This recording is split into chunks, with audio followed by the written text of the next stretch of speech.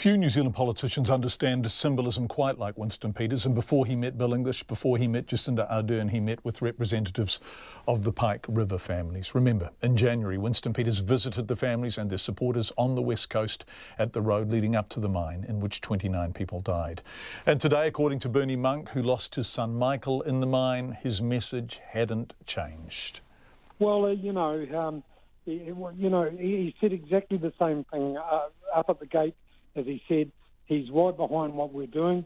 He's going to support us, and it's still a bottom line for him wherever way he goes after these final votes are said. So he's not making a commitment to anything party-wise to us, but we reassured him as a family we will support him whichever direction he goes, and it was a really good talk. And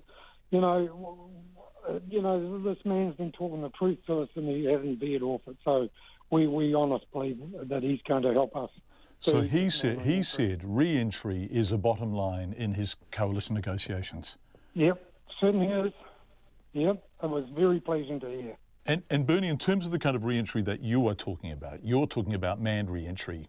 That is correct. And that is what Winston Peters is talking about too when he talks about the bottom line. Yeah.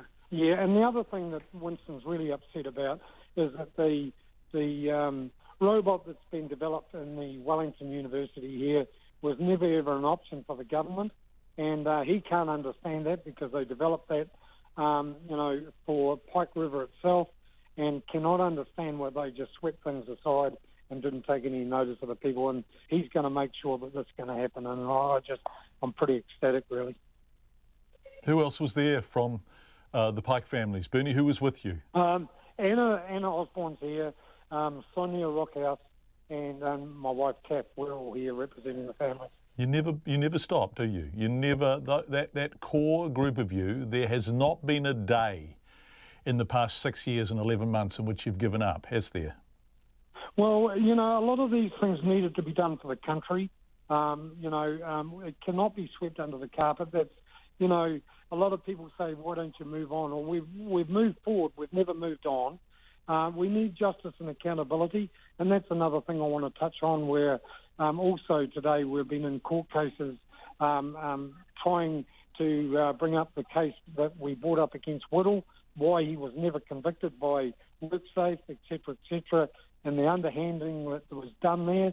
And this case is moving on, and this is the fourth time that we've had to bring this to court. And the families have done this with the help of the unions, and this case is going very well for us. And we mightn't get much from this case today, but the country will.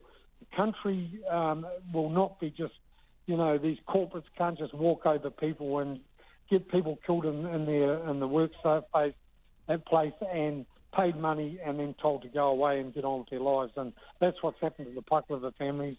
And we need this to stop happening in New Zealand. And that's probably what we'll gain from this today. Bernie Monken will have more on that court case Bernie was talking about later in the program.